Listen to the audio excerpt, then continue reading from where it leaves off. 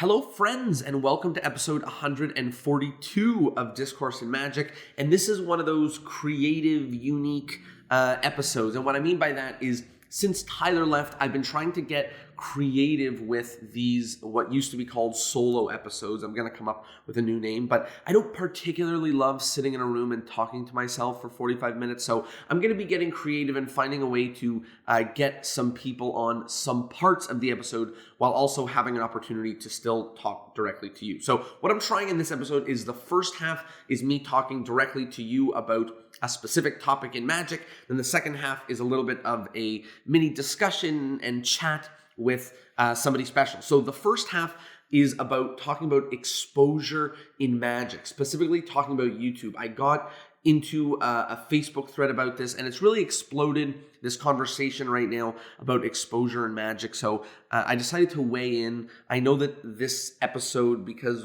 I'm a few weeks in advance, this episode is coming out probably 2 weeks after the whole conversation is really blowing up. So this might be after the fact, but I talk about YouTube and exposure, and if you know anything about this podcast, if you've been following for a while, then you probably have a good feeling for what side I'm going to be on and how I'm going to be feeling. But I will in advance apologize because it's a little bit ranty. You know, I just sort of ramble on about a bunch of different topics, and it's because there's like dozens and dozens of conversations that I had with people, both people agreeing with me and disagreeing with me, where incredible points rose to the surface. And even though I took some notes about what to discuss, I ended up going off on tangents about the whole thing. So the first half is about me talking about exposure in Magic, specifically on YouTube.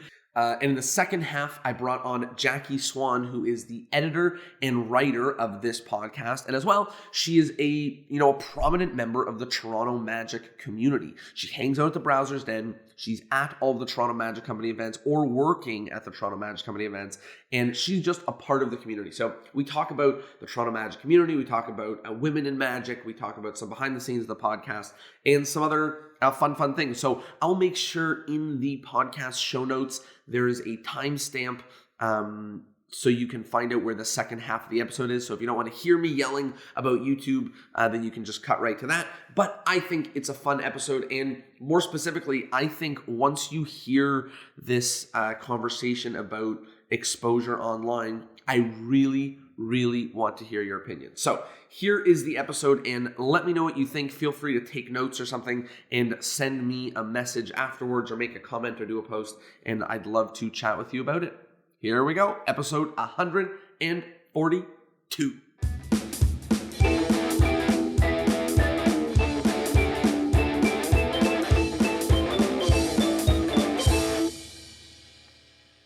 I thought that I would start and talk a little bit about this problem of exposure online.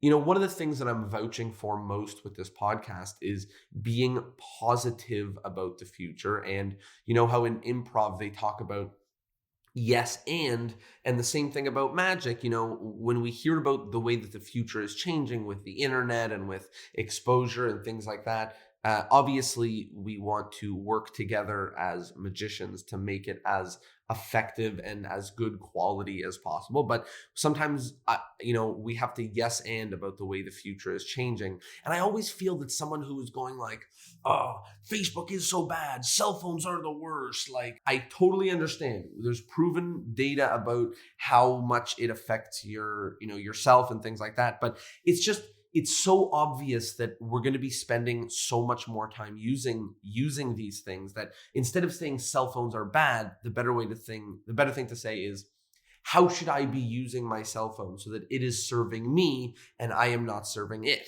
The same thing about Facebook, right? You don't say, oh no, Facebook's the devil. Let's stop Facebook. Okay, you go ahead and stop Facebook, but I would rather say, okay, how can I use Facebook so that Facebook helps me and I'm not, being used by Facebook? So that's sort of the background of this idea of exposure. And particularly it's about, this thread that popped up after a Chris Ramsey video. So Chris Ramsey put out a video recently titled something like the simplest trick ever or the most basic trick ever.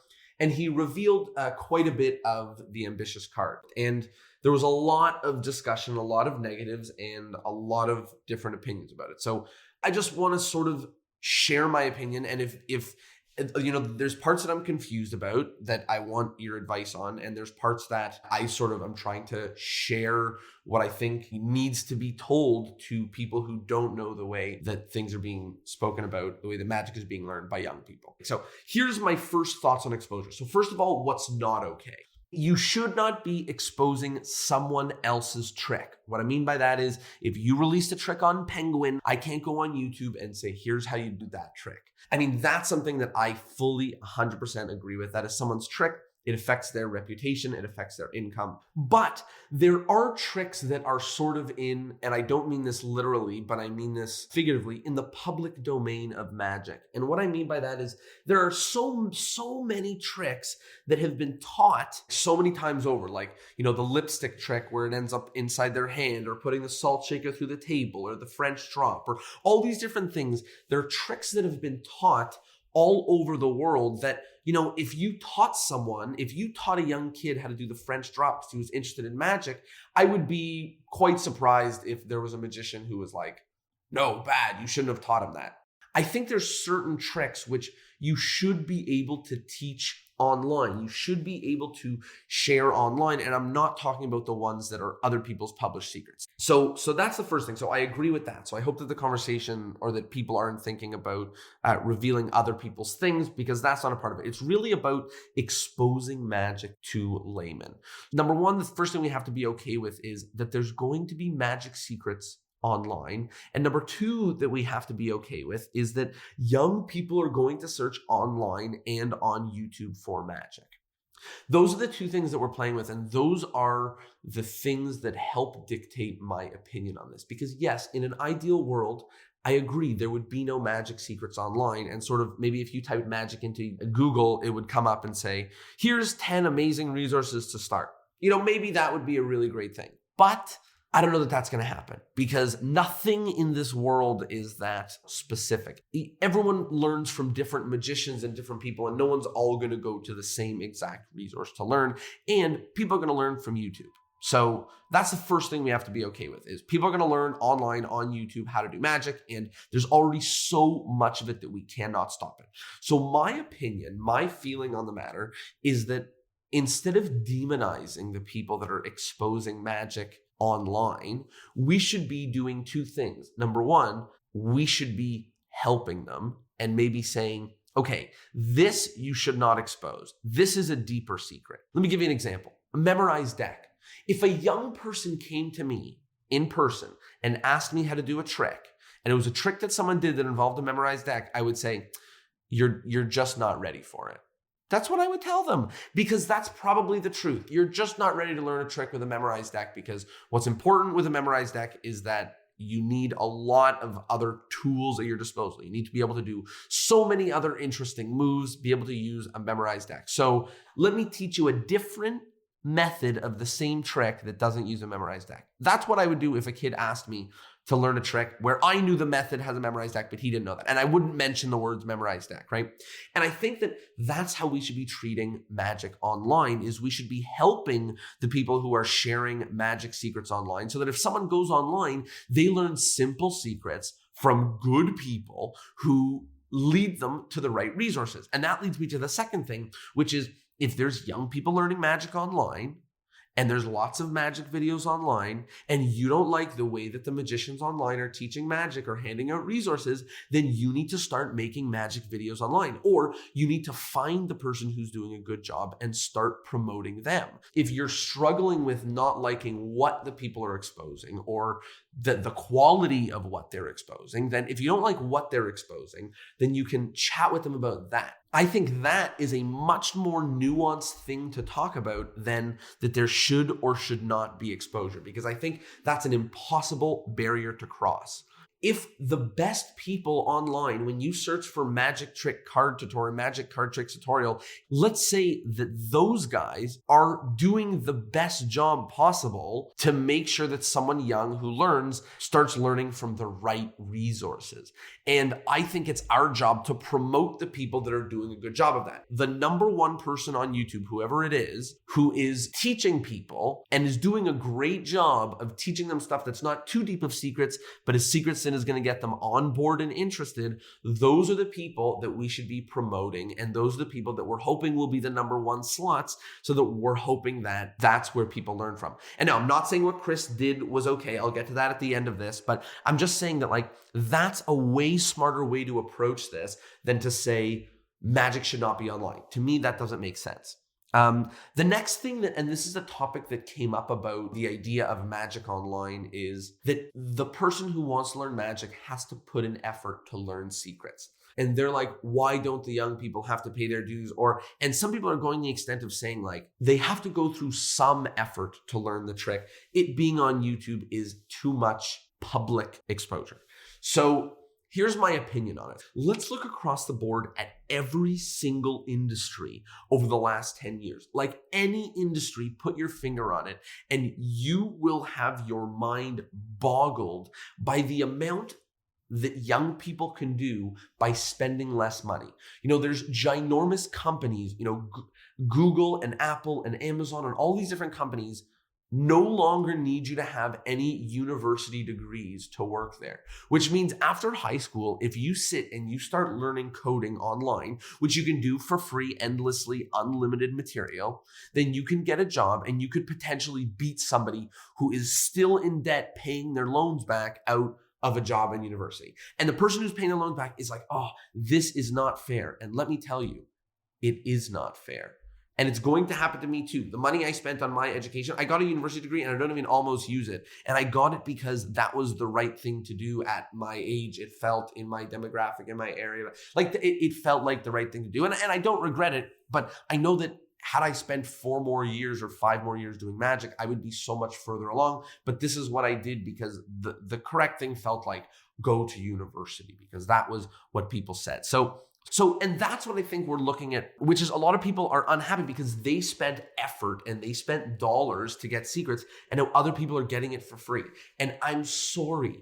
And I don't mean that sarcastically. I'm honestly sorry. It's happening to me too. I understand that. And here's the second thing. For the most part, and there is an exception, and this is sort of the relevancy of this because it's nuanced, but for the most part, if you are a young person right now and you're trying to learn magic secrets online, you have to dive deep. You're going to watch one video and you're going to learn the way that 3 tricks work. You're still not going to be a good magician. When you still perform for people, they're still going to tell you that you suck because you still suck.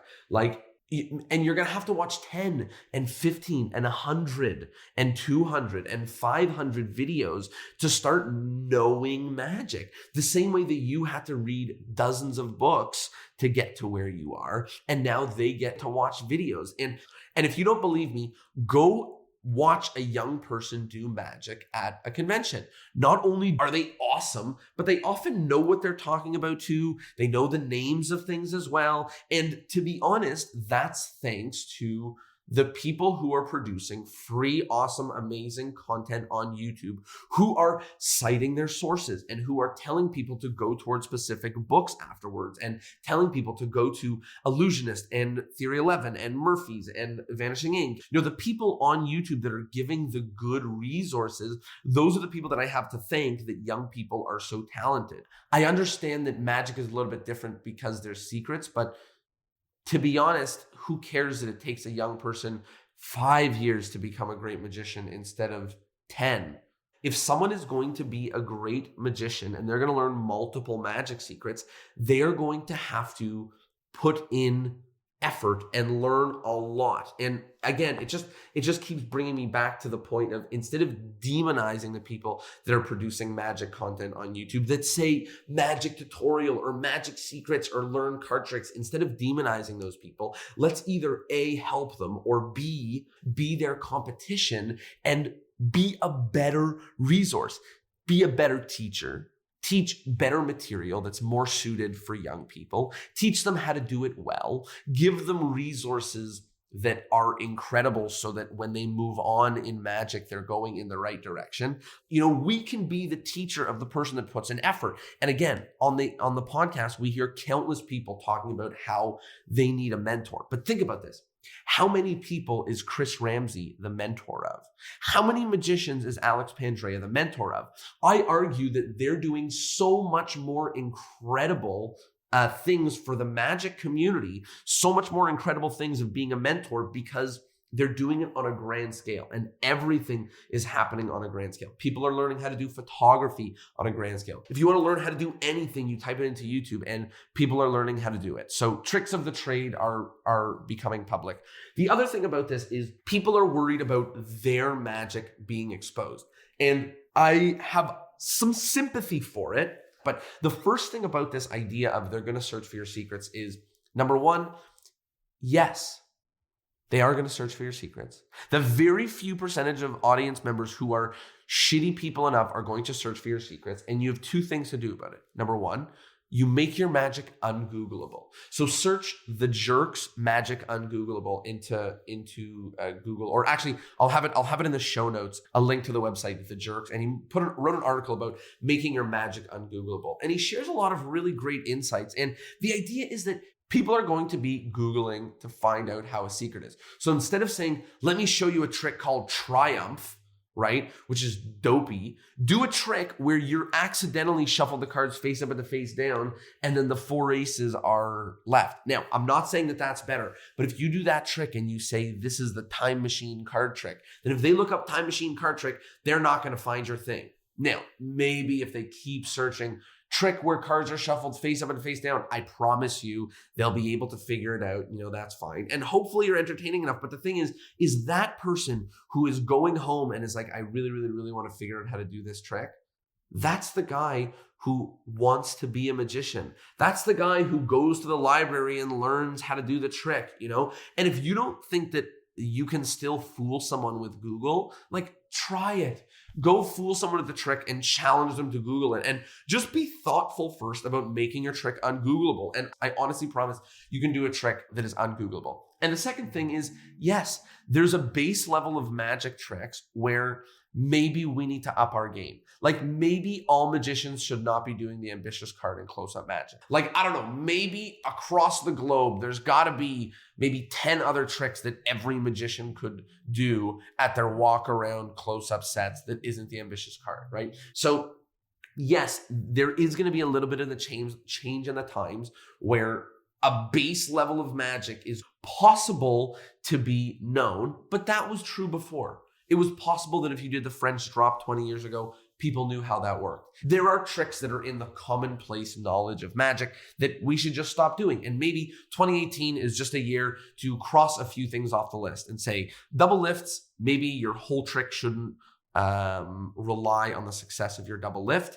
Maybe your double lift should be a part of the whole because something that's potentially exposed. Same thing as a thumb tip. Maybe your whole entire act shouldn't rely on that. Or maybe you should find a way to distract from it a little bit, or maybe you should find another way to do it, or find a way to introduce the gimmick and then show that you're tricking them the same way that people introduce how cups and balls work just to say, oh, there's a lemon, right? 2018 might be another year where there's a few things that are commonplace and that we need to elevate our magic. And if the answer to there being some exposure online is that we need to elevate our magic, that's not terribly a bad thing. I think that that's a good thing. So the next thing is young people in magic. So one of the comments online that absolutely grinds my gears, that absolutely gets me super riled up, is when I talk about how excited I am about how talented or that there are so many young people learning magic. And then someone leaves a comment and says, do we really want more young people in magic? To me, that is the most ludicrous comment I've ever heard in the galaxy. So let me give you some ideas. So the first is, if you're thought that bringing loads of young people into magic is going to mean that everybody knows how to do magic, you are out of your mind. At best, it's going to be a little bit cooler. And at a high school, 3 kids in a grade will do magic instead of just the one that it is now. Let's be realistic. Magic is not going to be cooler than baseball, right? Magic is not going to be like being on the hockey team, right? That's not what we're facing right now. So when I say loads of more people are in magic, even if it doubles or triples, still, if you ask a stranger, they won't be doing magic. And you can be really, really sure, 99% sure that stranger is not a magician. And if it's 1 in 100 people, we've got a way bigger problem on our hands. And trust me, there's not that many more young people in magic. So if you're worried about too many young people in Magic, that doesn't make any sense. If you want to stop young people from joining Magic, that also doesn't really make sense to me, because it seems like that's how Magic would continue, right? Like, why would you not want more young people to learn Magic? That's how Magic grows, and that's how more people do Magic, and we have more legends, and more people learn more Magic and get better at Magic. Like, to me, that makes no sense at all. And I take pride in the idea that I help young people in Magic. It's funny, the last solo episode, before I got into this, argument about Magic exposure, in the last solo episode, I was talking about being so grateful that I just won an award. That when I was talking about the namesake of the award, one of the qualities about him that I was so proud about was that he was great to young people in Magic. And I was like, yes, I feel like that's a quality that I embody and I'd love to embody more. And then I hear comments of people being like, why would we want more young people learning Magic? So to me, that stuff is ludicrous. And if you feel that way, then please send me an email explaining why you think that we shouldn't want more young people in Magic. And the last thing about exposure in Magic is everyone is exposing Magic, including me. Everyone is exposing Magic for their own benefit, including me. And let me give you an examples. All of the major Magic retailers that the online ones, all of them have places where you can put your email in and learn free tricks.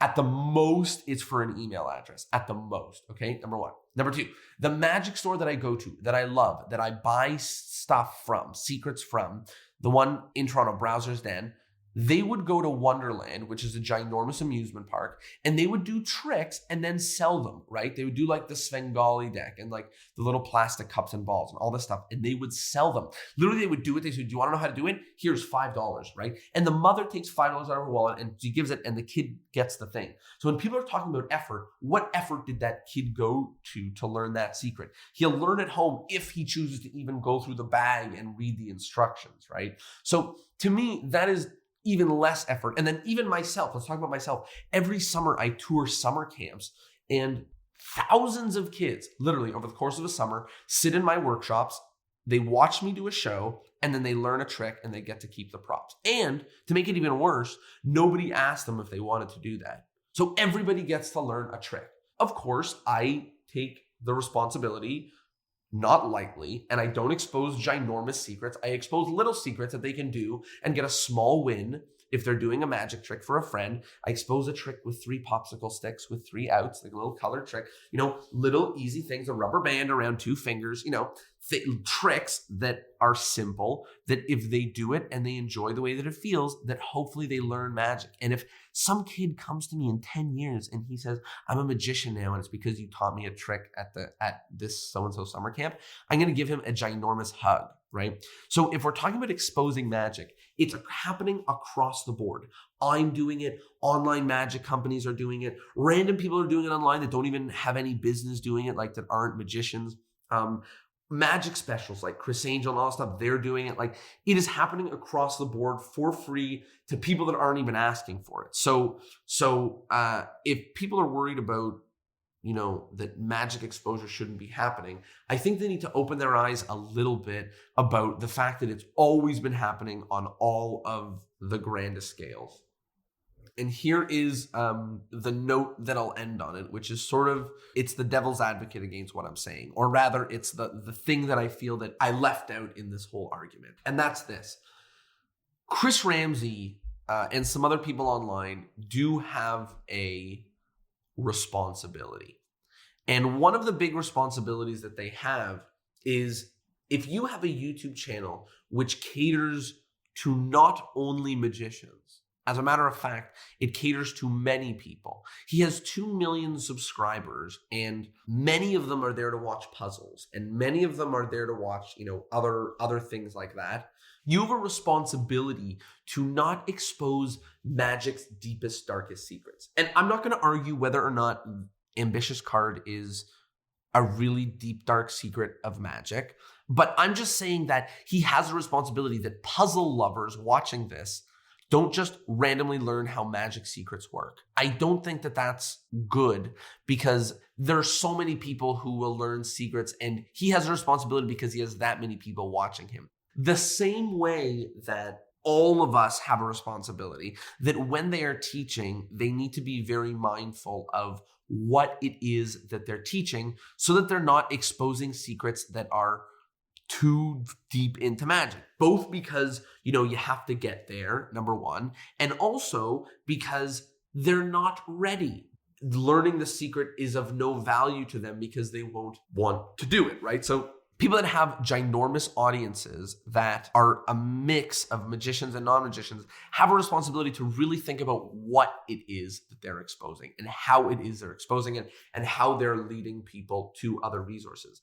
And the second half of that is that we need to discuss what should be shared online and how to share online and what are great resources to point people in the direction of, and how we help influence the next generation of people who are already searching online for magic secrets and not say, how do we stop there being magic online? So my answer is, if you don't like that people are exposing magic secrets online, let's talk about the nuance of it, like what they should and should not expose. Let's talk the nuance of it about if that magic should be exposed and how they are referencing resources to further look at that. And we should talk about the nuances about how they encourage magicians to go for resources. But saying that it should not exist online makes no sense to me. It's a ridiculous approach. And if you think that someone is doing a poor job of teaching or teaching not the best stuff, then it's your job to go out there and be a better teacher. I'm very thankful for people like Jay Sankey because he's a great resource for young people to go and learn magic. You watch one of those videos, it's entertaining, you learn a trick, it's often with stuff that you have around the house. To me, that's a good thing. If someone's searching magic tricks online with pen and they learn how to do a few tricks with Jay Sankey, and then they learn that Jay Sankey makes videos and books, and then they learn that there's other magicians that make videos and books, and then they learn that there's an online magic store, then there's a magic convention, and then they learn that there's a magic store in their neighborhood. Like, to me, finding the resources on YouTube, giving them the resources online is the thing to do, is the way to position themselves. And if you don't like it, start your own channel and give people better resources. And let's discuss the nuances of which secrets to protect, how to protect those secrets, which secrets to be open about sharing, and how to be realistic about the way the future is going. So I know that was a super long rant, but I just wanted to get it off my chest, and I just wanted to share some of my opinions about the way the future of magic is going. And if you disagree with me, please leave a comment, send me an email, send me a message. But I want to hear about it, because I think that it's in our hands to discuss the future of magic. And to me, I think I'm being a realist in saying that there's magic online, and these are the solutions that I'm going with. Somebody presented, or actually a few people presented some interesting solutions, which is to put simple magic on YouTube and then to put other stuff unlisted or behind a paywall to sort of make the point of saying, let's keep the secret and let those videos that are titled magic tutorial that have 10 million views be the ones that lead people to the amazing magic courses and books and classes that we have.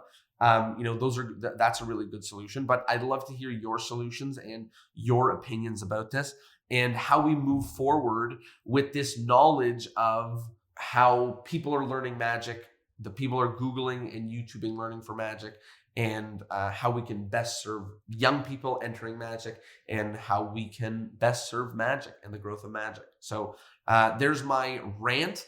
And the second half of this episode, I'm going to be tackling with Jacque, who is the editor of the podcast, and we're going to be talking about some fun, interesting topics. Welcome to part 2, and this is a special part 2, and this is the first of, as I mentioned, of me trying to get creative with what were once the episodes with Tyler and I, then were the solo episodes, and now I'm trying to do a little bit of mix and match. So I'm going to spend some time talking about what's exciting to me, and then some time talking to some people, mostly locally, about some interesting topics and some things that are relevant. So right now I'm here with Jacque. Hello. Say hi. Okay, yeah, there's Jacque. And Jacque is a really awesome member of the Toronto Magic community, as well as the editor and writer for the Discourse in Magic podcast. So I brought a whole bunch of stuff to chat with you about like Toronto and about a whole bunch of different stuff. So first, introduce yourself to them. Tell them about you, and we were just talking about it before the mic came on, but tell them about you in Magic, and then we'll talk about sort of editing and your stuff in media. All right. So I guess I started learning Magic when I was probably 9-10 years old, but it was never at the forefront of my life, so it was something I would come in and out of. But I'd always be drawn to things that were Magic related. Then when I was 17, I was interested in mentalism. And then when I turned 18, I was going to university and I found the Browser's Den. And they had a book I wanted to get. So I went in, and that was my first introduction to the Toronto Magic community. And then when I was 2021. This is like last year. This is like last year. Okay, you're talking about it like you're like, yeah. Back when I was. No, I'm 22. So when I was 21, that's when I actually like met magicians in Toronto. Yeah, absolutely. Magicians, yeah. So there's a few different questions. So one that's relevant to the sort of rant I went on earlier, which you haven't heard yet, but you will when you edit it. But the first thing is, why weren't you learning off of things like the internet? Or is that where you learned the things that you knew how to do, but you just weren't motivated to learn a lot? I would learn some things off the internet and some things from books. So I'm from a very... But where did you... So where did you learn from books if you're from a small town? I would get the library to order them in. Because I'm from a small town, and then I lived outside of this small town, we didn't exactly have internet all the time. It was very late getting to my... that's awesome. ...area. So that's awesome. My... parents' company had their office built on our property, so I would have to go from our house down to their office to use the internet. So it was often easier to have a book picked up at the library. It was easier to have a book, yeah. So that's interesting to me because it feels like we grew up at the same time, but you learned through the last generation of Magic. But what's really cool there is the next question, which is, do you think if you were in Toronto that this all would have happened sooner? Probably, because I didn't know there was a Magic community. Yeah, right? It just felt it was just you, right? It's just you and the Magic. Okay, cool. So you got into Magic as a kid, but it sort of slowly developed. That's really cool, really interesting. And then you got introduced to the Toronto Magic community, and very quickly, you're someone who really is a part of the Toronto Magic community right now, in the sense of you hang out at Browsers, you're at literally either working or at all of the Toronto Magic Company shows, and it's like, there's not much else Magic things going on in Toronto aside from the Magic Club and James Allen's shows. And just to put some context, Jacque helps us at all the newest tricks. She helps at all the Art of Magic. She recently started helping us at the Dave & Buster's shows. So literally months like November, we had 22 public shows, and she helped us at all of them. So she saw me eat a balloon almost as many times as Ben Train has now. What's one part about the Toronto Magic, outside of the Toronto Magic Company, that is really good and could be of value to another Magic community? Well, how accommodating people are to me being a female, because there's awesome. A lot of tricks that I cannot do. There was the one I wanted to do for newest trick that I couldn't do. James Allen, because he does the trick, and he was like, where are you going to do the production from? Because I obviously cannot do the production for it. So he took me aside, and we were going over different ideas for how we could do it, and then James Harrison, who's been on the podcast, also came up with the idea that I was going to use. They didn't have to take the time to do this, and they were super accommodating. The person who's teaching me coin magic, Luis Castro, he can do things that I cannot because his fingers are much thicker than mine. So he's helped me find coins that are thin enough for my fingers where I can thumb palm 6, where I wouldn't be able to do that with normal coins. Yeah, well, what's happening is this is not only people saying like welcome, but it's people saying like what can I do to help? And we see this happening, and we're going to talk about it a little bit in a minute, about young people in magic and sort of how to be accommodating and some of the things that's going on in Toronto with regards to that. But it's great to see that, and it's great to see that it's, you know, one of the parts about there being, you know, your friends coming to the show is it's like, this isn't a boys club. So much of magic is this endless self-fulfilling boys club. So many magic clubs and so many magic stores and shows where, you know, magicians are in this audience is like self-fulfilling boys clubs. And like, that is one of the things, as well as, you know, fresh people coming and it being a great thing for dates, like us seeing a lot of dates come through. And like, but that's one of the things that makes us feel quite good about it not being a boys club. And like, you know, there are a few other awesome, incredible female performers in Toronto, but on the day-to-day, you're the only one around. You know, but one of the things that is a challenge isn't just about it being how welcoming the magicians are, but just like, do you want to be the only girl in a room, every room, right? So what kind of advice or wisdom can you have for people that are listening to this? If either they're trying to help the only girl in their magic club be comfortable, or if they are the only girl in their magic club. Well, for me, I'm used to being in a lot of boys' clubs areas with all my hobbies that I've been in.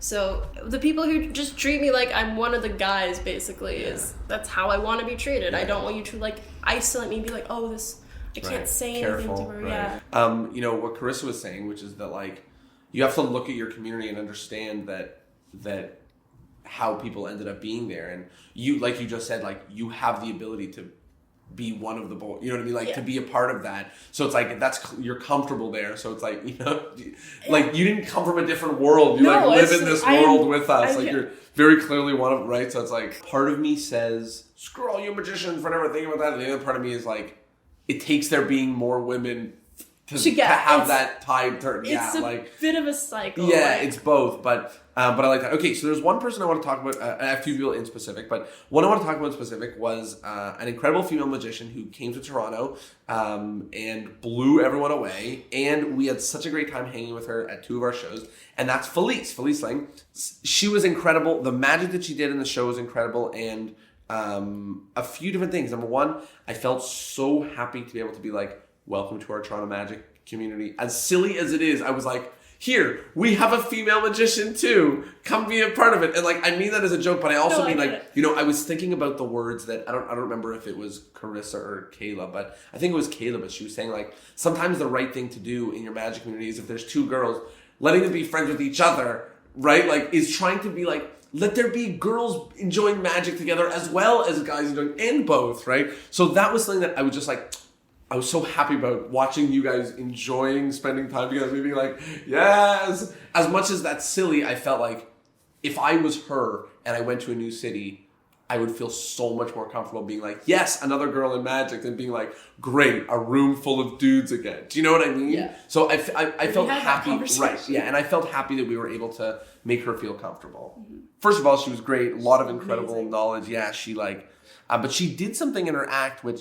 I came up with a phrase for, and I thought I would just share it on the podcast because I thought it was valuable. But she did a trick, and in the course of the major trick, she did a bunch of minor tricks. So she did a trick with crayons, and in the course of the trick with crayons. So I was really impressed by it. Our audience loved it, as well as all of the magicians. Everyone loved it. And I was just, the thing that opened my eyes is I said, the only person that I've seen in recent memory do this is Shin Lim. And otherwise, people kind of do a trick and you have to listen to them talk like it's a lecture for most of the time until you get to the end and you get to the whole revelation. So the phrase I came up with for that is magical foreplay. And it's this idea of that they're not waiting all the way until the end. It's there's magic going on throughout the whole entire thing. So we loved your set. It was incredible. We were blown away. And one of the biggest things that was interesting was how authentic how authentic she was about everything. Yeah. If anybody has an opportunity, I know that she's not yet or hasn't yet been convinced to be a full-time performer, but if anybody has the opportunity to bring Felice on their lineup, please do so. Okay, so the last thing that I wanted to talk about, which is to talk about some of the young people who are hanging out in Toronto Magic community. There's two amazing kids that have been hanging out in the Toronto Magic community and at the Toronto Magic Company shows, which is AJ and Ellery. And I just wanted to give a shout out to both of them for being a part of it. And I don't want to say like pat the community on the back, but I do want to say like they went to the store and it was welcoming, and they went to multiple Toronto Magic Company shows and it was welcoming, and people are giving them the right resources, and they're in different places in their magical journeys. They're being helped. And, each time I'm watching each of them interact with magicians, they're interacting in the right way. The ones that are wiser about magic, the magicians are sharing with them further secrets. The ones that are earlier, teaching them basic stuff. Like, everyone is doing such a great job with welcoming these kids into magic. And I'm just like, them I'm so happy about. And I'm happy about the Toronto Magic community. And like I was saying when I started this, it's a big FU to the people right now who are talking about magic on the internet and are like, why would we want more young people in magic? What do you feel about young people you honestly, you spend way more time at the store than I do by far.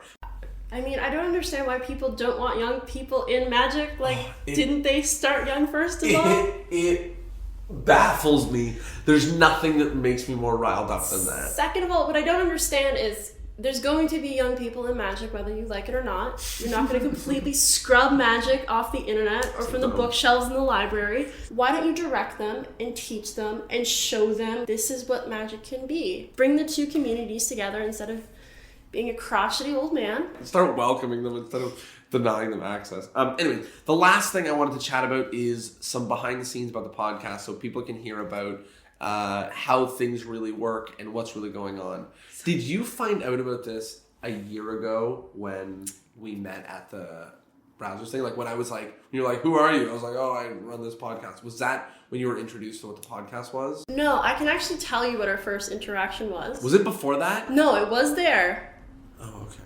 No, that's how I found out about News Trick. It was there. News Trick. And then I found out about the podcast through News Trick. At News Trick, yeah. Right. I must have spoken about it. You spoke about it at one point in time. I'm sure. I think Tyler was on the lineup. And so what was our first... So, oh, you were getting... Oh, Lord. You were getting business cards from magicians because you're like, we need people on News Trick. You announced that, right? And I was beside James Harrison, and he nudges me. He's like, give him your business card. But I don't have a magic business card. Oh, yeah, I'm not a magician. This. I'm a writer. So I gave you my business card. You looked at it and you're like, we don't need writers. We're looking for magicians. And here we are. And now I've hired you as a writer. How I'm telling you, give your business card at all opportunities. Yeah. That's awesome. Did I say it as a joke? I think you probably said it jokingly. But sometimes... Because not as a joke, that sounds ridiculous. But as a joke, that sounds like something I would say. I'm pretty sure you were joking. That's funny. But we don't need writers. We need magicians right now. We're not looking for writers right now. So people are probably wondering about, and I know I always used to wonder this when I would listen to podcasts, and the podcast host would talk about all the editing that would happen on the podcast. And I would always think when I would listen to other podcasts, I would be like, what awesome knowledge are you cutting out of this episode? So explain to the world, like, why do we need to cut out the not best stuff? Like, why is editing so necessary? And how much is being lost on a given episode? And should they feel that they're missing it, or is it all nonsense? Usually it's all nonsense. So I keep in most of it. You usually only lose about 10% per episode. And that 10% is mostly nonsense. It's mostly nonsense. There will be long breaks between either you speaking or them speaking as they're thinking. It'll be ums and ahs and likes. I keep some of them in, so there's still some natural, but at the same time, you have to cut some out. I cut out just people will go on tangents that stray away from the point that they were making, so I just cut those out to make it stronger. Right, okay, so that's a big one, which is that a lot of people, me especially, are made to sound much smarter than they are because they don't just talk about whatever things endlessly. So that's one of them where it's like, unfortunately, we probably lose some nuggets along the way, but in order to get a firm point across, it's like, you're looking at an essay and you have to be like, this was such a good point, but it doesn't fit. It just doesn't fit, right? And you have to take it out. But then you get nuggets like the Carissa episode. Yeah, which is really funny. So you can explain what that is. What we're talking about. During Carissa Hendricks' episode, the Jonah's audio or your internet cut out something where she could not hear him anymore. So there's about 3 minutes of Carissa just speaking into the microphone. At one point, she decides to take over Discourse and Magic, but then she gets sad because she misses Kayla and she wants... By the way, I didn't even hear all of that. Oh, it's I only listened to some of it. It's excellent. It's excellent. And we never posted it. And it's like, but that stuff gets cut out. So stuff like that gets cut where I'm the only one who gets to hear it and no one else will ever get the secrets. The pleasures. The pleasures. Okay, so that's cool. So people shouldn't fear that there's all this stuff being lost. And to be honest, I listened to the episode to make sure it sounds good, but I'll never know what's missing, right? Unless it was an awesome point, I'll never be like, where did this go? So to me, that's like a question for me as well, which is I'll remember stuff that's gone. But so I will tell the story, but then I will also add a little caveat question at the end because I think it's interesting. But the story, which is kind of funny, which happened last week, is we were sitting at the shop and we were hanging with one of these kids. Yeah. Oh, the Magic Club. Yeah. And one of these kids was hanging there and he asked me what I do or about the podcast. So I told him about the resource, and then Jackie leans over and she makes a symbol being just be don't listen to it. It's not very good. Which was funny. I was like, Jackie, you work for me. You can't tell them not to listen to it. And obviously she was joking, but it was just a really funny moment. Where she's telling someone not to listen to it. I'm like, Jackie, you run it. Do you not like it? But it was just a joke. But it was very funny. And the point of it and the reason I brought it up was because, I want to hear about what direction. I mean, now that you've listened to every episode of the podcast and you edit it and you hear what it is that I talk about and also what it is that I talk about not on stage. Mm-hmm. And there's very few people, the people that hang out to me very closely, like Ben and stuff like that, they don't really listen to the podcast. Because why would Ben, he hears me talking forever, right? So I mean, the only reason you listen to it is because I pay you to do it. So, but anyways, the question is, you see me off stage, you see me on the podcast. So it's is there anything I'm missing in terms of who I say that I am and who I actually am, on the podcast? Sometimes people talk about you want to do more authentic, I guess, magic. Yeah. And then I go up and it's not. And then you go on stage and swallow a balloon. Well, okay, so I will defend myself a little bit. I get that it's... No, I'll defend myself a little bit. Defend yourself. So here's my only defense, which is when I'm talking about the new things I'm doing, I am only referring to Newest Trek because the other things are my act. So if I don't like it, I still have to do it right now until I have something better. So exactly. For now, the balloon is 7 minutes that people will watch. But at Newest Trick, that's where I'm okay. A while ago, I would go say hi, welcome, and now I'm trying to be my name is Jonah, and they're I'm a fucking magician, or whatever it was that I said last night in the last 2 or 3 or 4 weeks, where I'm trying to be a little more, and maybe I'm doing that poorly, and you can bash me for that, but in terms of my act, it'll be a long time until I'm actually changing my. All right, well, in reference to Newest Trick thing, because you are doing the Chop Cup now, which is awesome. It's a fun routine. It's a classic, which is. And I can see that you're trying to be your new personality, but then you also slip back into your old you can see it, right? Yeah. And it's you're one of the only people that knows it's happening at Newest Trek, which is why I'm asking, which is and I'm trying, and it's because of Carissa's episode that I am trying to change me. So, you're the only one seeing it. But okay, that's really cool. So it's not happening at as fast of a rate. No, I guess it is happening when you put it like that, but it's not happening. It's having very You're still slowly. Slipping back into your old habits. Yeah, very much. I know I am. But okay, cool. And the last thing is, which I just mentioned, but I'll share it again, which is you've sort of, not only have you listened to the whole podcast, and this is not to shine a light on you, but you've listened to the whole entire podcast and then started editing it in under a year, which means that there's it's 2 episodes a week, 3 episodes a week, and it's like, that's as fast as anybody could, or that I would recommend anybody doing it. I'm sure people go through faster, because I've had people stop me and be like, Jonah, you've been in my ears for the last like so long. I'm like, why do you listen to me that much? But the thing I was going to say is like, you just over the course of a year watched 3 years of development. So what have you seen change? You know, you've watched Tyler leave, you know, like, so what have you seen change for the better, for the worse? And maybe where do you think this podcast should go in the future? Because changes are being made. So it would be 6 months since I started listening to the podcast. No way.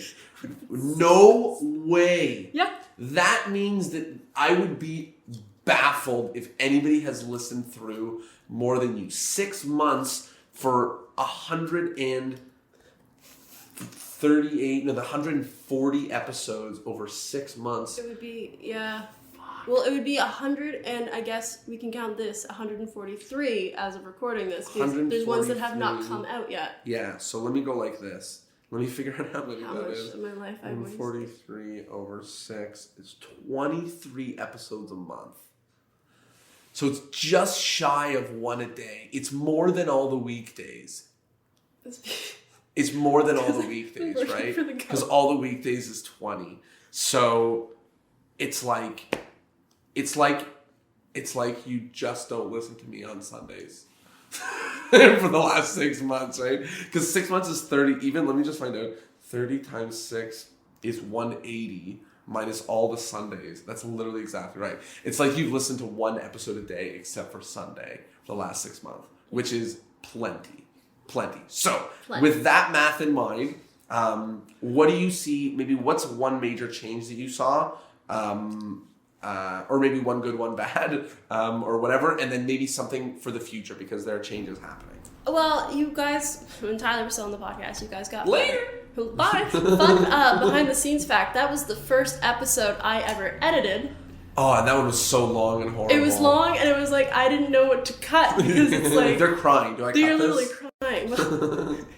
But yeah, you guys got better at hosting over time, and you kind of found your ground in terms of what it is you wanted to ask during the episodes and how you wanted to phrase it.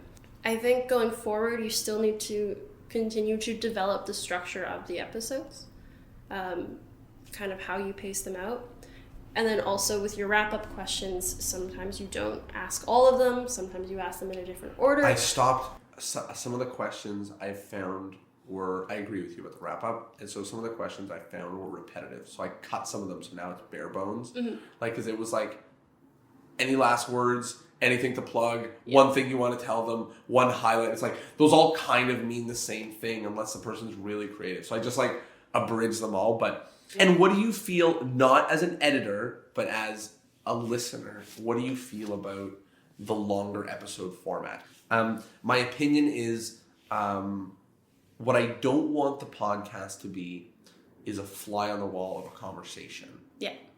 And that's what there's certain other magic podcasts are. And like, if there's not a point to what the things are being talked about, like, I'm not really interested. And if I ever send you a podcast and there's no point, that's the part you cut out. But that being said, certain episodes recently have gone longer, and those have really gone deeper for me as well.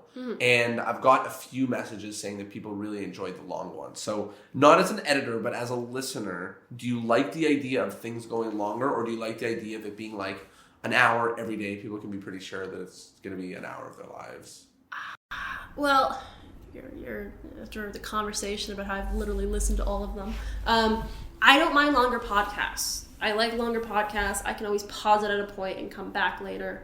And I think people are getting a lot of really good information. Like the people you've had on recently who are going to 2 hours almost, they've been giving fantastic. They've earned it. Like those conversations went on for a reason. Yeah.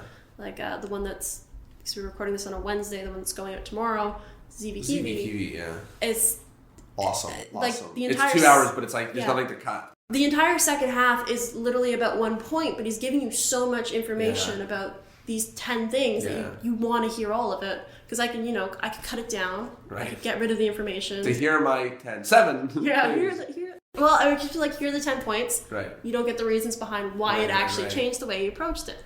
So, And even for you, you see like when you get a 2-hour recording, you're like, I can't make this an hour. Like I it's can't. good. Yeah. Like it's what we were talking about earlier about like how much do you really want to leave on the editing room floor of like a podcast? Like who cares if it's 10 minutes longer? So the last thing, which is to leave the people at home with before we get going. Actually, we'll do that and we'll do one wrap-up question, which I'd love to hear. So the last thing is one or two. One, what is your favorite episode of the podcast? If people are listening to this right now and they have to go back and listen, you've listened to them all over 6 months. Do you have a favorite? Do you have one? So Ed Kwan is still my favorite. Oh, that one was fierce. That's in my top 10.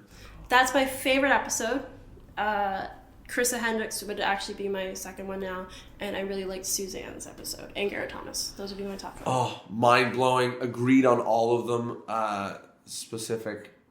Yeah, fuck all of them. None of them need a specific Go thing. They're listen both really to all great. of them. Yeah, go listen Ed to all Kwan, of those. Carissa Hendricks, Suzanne, and Garrett Thomas. I love those. And what I tell people about the Garrett Thomas episode is I say, listen to that first, because if you don't like that, then you won't like the podcast. The next thing is there any advice that you want to leave people with now that you have listened to this so much, but also that you've listened to the podcast, you've seen me, and you also see dozens and dozens of performers on the lineup. And like, is there any lessons that you've learned in watching all of this in like a year? Because you've had just a year of so much magic. So much magic. I guess the biggest thing is you will hear at the podcast, you will hear people giving you different opinions. You will hear people telling you to do this and do that, and that you shouldn't be doing this and you should be doing that.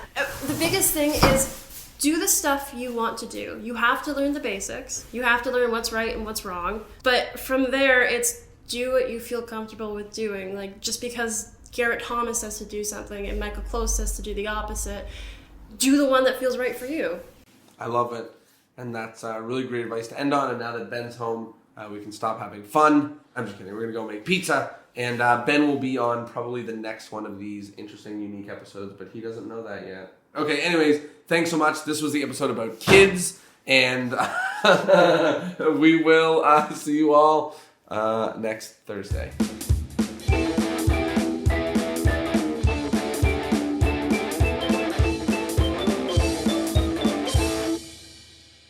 Well, there it is, episode 142 of Discourse and Magic. I'm trying something new, so be sure to send me a message, A, telling me what you think about exposure in magic and what's going on right now. B, what do you think of this new episode format? I'd love to know what you think. Other than that, thank you for being here, and I will see you on 143. Peace!